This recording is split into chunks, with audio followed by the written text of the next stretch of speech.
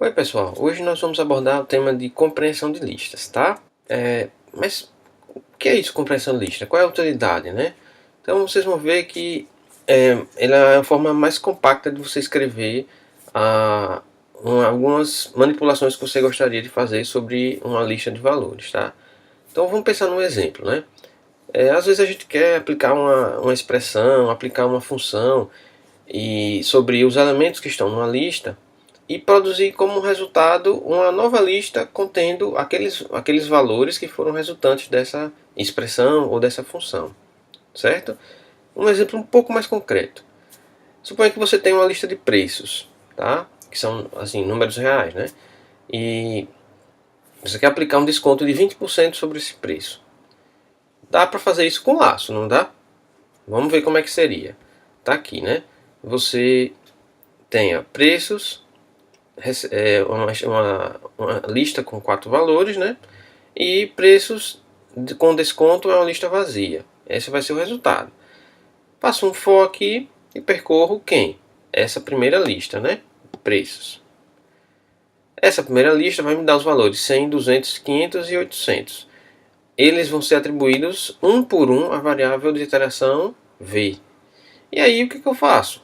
Multiplico por 0,8, tá? O que é 0,8? É 1 menos 0,2, que é o desconto que, né, 20% é 0,2, né? Então eu estou aplicando já aqui o percentual e retirando o percentual e retornando apenas o que vai ficar. No caso, 80% de 100, de 200, de 500 e de 800. Tá? Então, nessa lista que inicialmente está vazia, ó, vão entrar através do append os valores de V multiplicados por 0,8, ou seja, aplicando desconto de 20%. E no final, eu imprimo aqui os preços com desconto. Tá? Então, eu preciso de um for, porque eu tenho que percorrer todos os elementos de uma lista. Tá? Então, a gente vai ver como é que faz isso aí com compreensão de listas. Veja como é que fica mais simples. Ó. Esse trecho que está aqui, ó, marcado, né? Ele está resumido nesta linha aqui. Isso é mágica, isso aí é. Não é que é mágica, mas é uma forma mais simples de você escrever a mesma coisa no Python, tá? Aliás, não está só nessa linha não, está nessas duas aqui. Então, são 4 linhas aqui que estão virando somente 2. Sendo que, na verdade, a compreensão de listas ela está focada nesse aqui, né? Mas tudo bem. Então, preços recebe a mesma lista. Só que agora eu vou fazer isso daqui, ó. Isso aqui é o que é a compreensão de listas. Tá? Veja como é que está escrito. Isso aqui, V vezes 0,8, vocês percebem que é isso daqui, né? Aí tem um for V em preços. Vocês ficam se perguntando o que é isso, um negócio meio estranho, né? Mas a gente vai entender. Então, no final das contas, isso daqui, tá, foi mapeado para isto daqui, ok? Aqui tem outro exemplo de aplicar uma função, tá? Aplicando aqui o quadrado de um valor para todos os elementos de uma lista que foi gerada aqui por esse range. Então o range vai gerar uma lista para você de 0 até 10, porque o 11 não vai entrar. Então de 0 a 10. Se eu pegar os valores e elevar ao quadrado, o que acontece? Eu vou ter 0 ao quadrado vai dar 0. 1 ao quadrado vai dar 1. 2 ao quadrado vai dar 4. 3 ao quadrado vai dar 9. Tá? E aí vocês percebem que está, né, tá de acordo. Até chegar no 10, que é 10 elevado ao quadrado, vira 100. Certo? Então, o print vai imprimir o resultado de tudo isso. O que é isso aí? É a compreensão de listas. A compreensão de listas produz para você uma lista. Tá? E para isso ela usa uma expressão, que aí está em azul, certo? Vocês podem perceber aqui, ó, isso aqui é a expressão. E essa expressão é aplicada sobre quem? Sobre cada... pense nisso aqui como um for. Um for que percorre atribuindo a x os elementos que estão nessa lista aqui. Então, eu vou executar aí 11 vezes, né? Que é de 0 a 10. Então, x, eu vou ter a oportunidade de aplicar sobre cada elemento dessa lista a expressão x ao quadrado.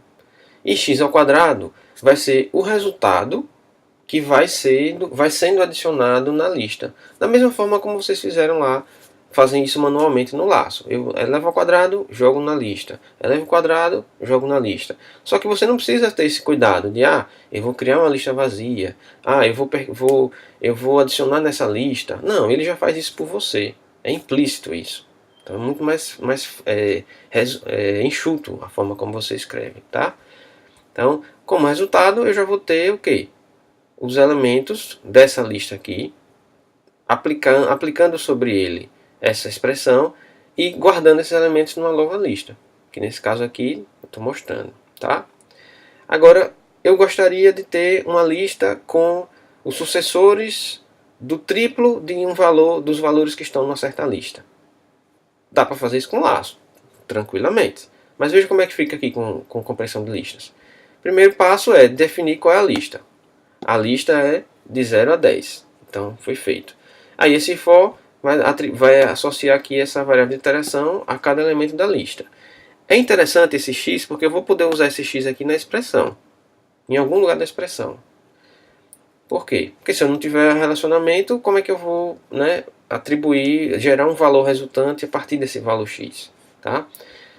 Então, 3 elevado a x, tá?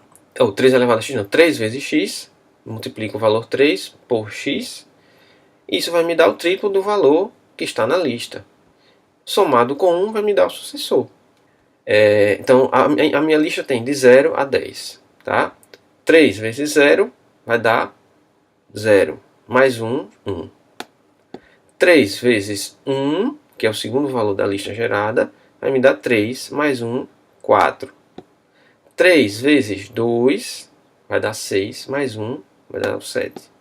E você continua fazendo isso até chegar no valor 10. Aonde 3 vezes 10 vai me dar 30, somado com 1, 31.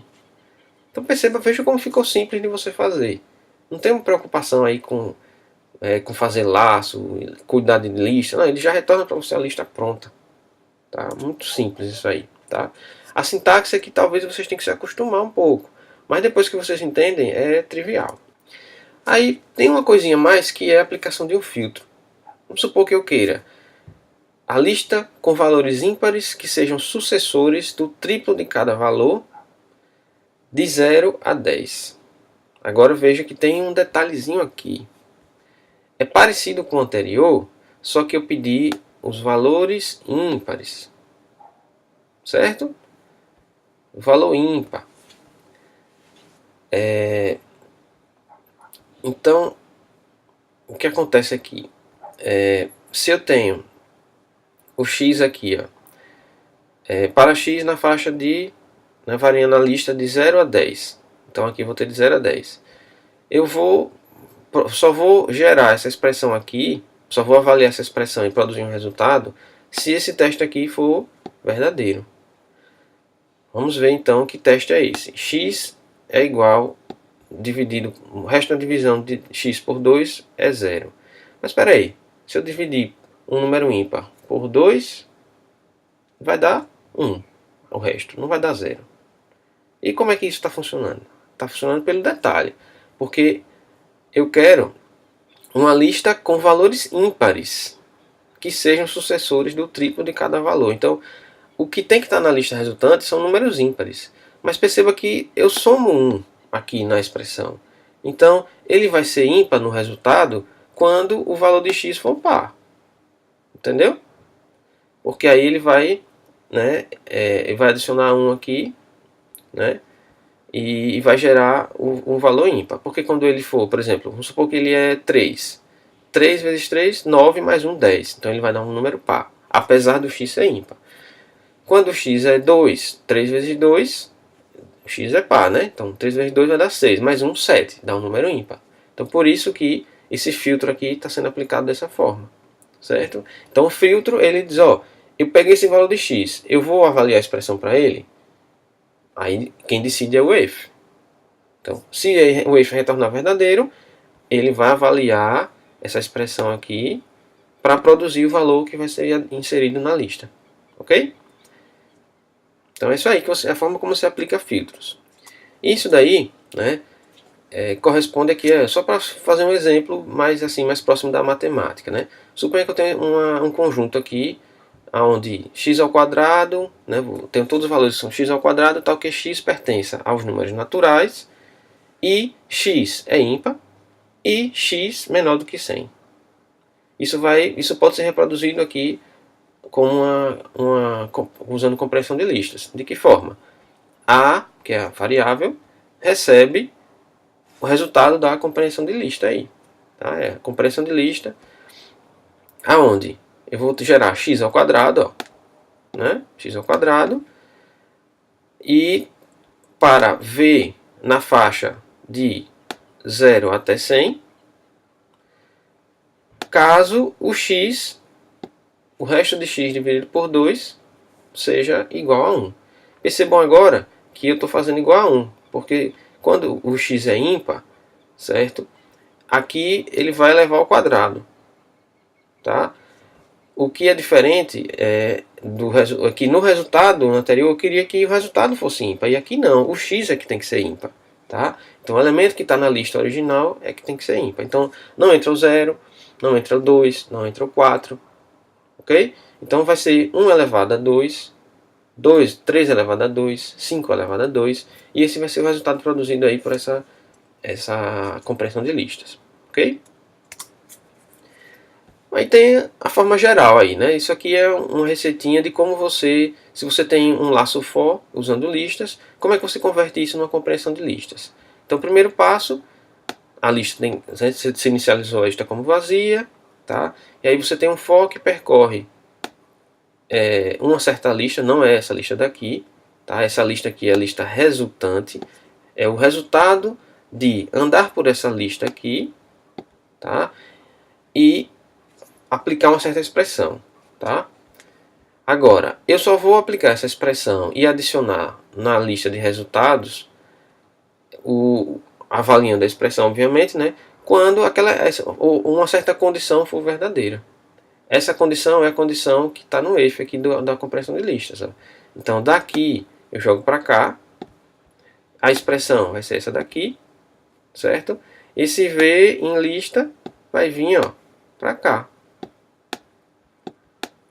Então essa é a forma aí que se você encontrar um for que tem esse formato, né, uma lista vazia resultante, um for que percorre uma lista, testa alguma coisa, né, e se essa coisa for verdadeira, adiciona, aplicando uma expressão e gerando uma lista como resultado, né, adicionando na lista como resultado, então esse é um forte candidato para você usar compressão de listas, certo? Lembrando que você não é obrigado a ter o if, tá? A gente mostrou no início alguns exemplos sem if, então você pode ter o caso mais base aí, que é percorrer a lista e gerar uma lista resultante aplicando uma expressão sobre os valores que estão na lista inicial, ok?